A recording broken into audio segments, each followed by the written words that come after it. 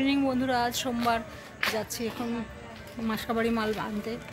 মাসকাবাড়ির দোকান সবপত্র যাচ্ছি করতে। তোমার দাদা ভাই আর আমি যাচ্ছি। আমাদের মাসকাবাড়ির দোকানদার, এখান থেকেই আমরা মাসকাবাড়ি জিনিস নিই। এই আমাদের মোড় মাথা আমাদের বাস স্ট্যান্ড।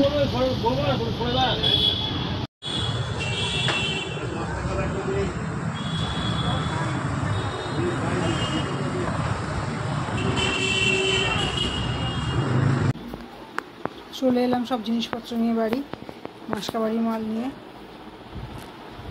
এবার রান্না বান্না করি, আটা মেখে রুটি করব। তরকারি কড়াই আছে, ছোলার ডাল।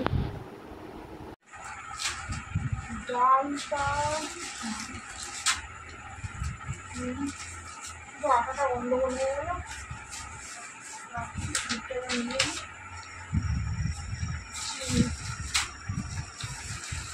এসে গেছে আমার মাসকাবাড়ির জিনিস, সেটা তুলে দেবো আমি আটা কাটা মালতে। বড়টা খাবে রুটি খাবে? রুটি রুটি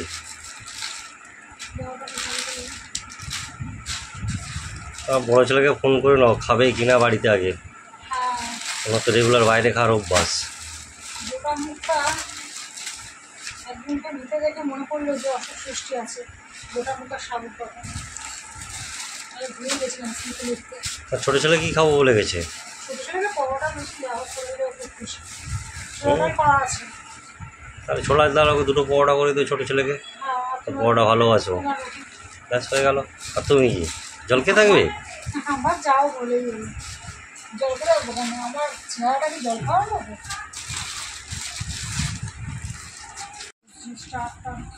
আসতে রেখে পুচু আমি তো নেই মা, আমি যখন পরীক্ষা শেষ হয়ে গেছে সব পেরিয়ে গেছে, পরে একটুখানি নমন বিষ্ণু করে চলে গেছে।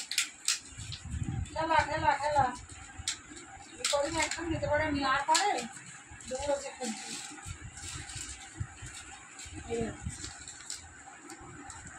বাহ, আর এইসব পাওয়া যায় না, আগের দোকান থাকে তো।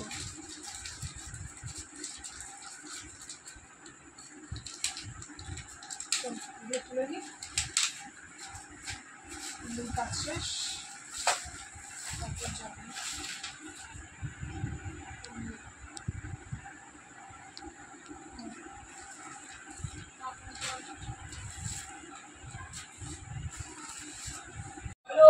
তুই কি খাবি, পরোটা না কি রুটি? পরোটা খাবি না রুটি খাবি? না পরোটা, রুটি খেলে হবে না কেন? পরোটা ছাড়া ডাল দাদা খাবি কেবল জিজ্ঞাসা করলে তো ফোন করে, ফোনটা করে জিজ্ঞাসা করলে আমি করবো। আটাটা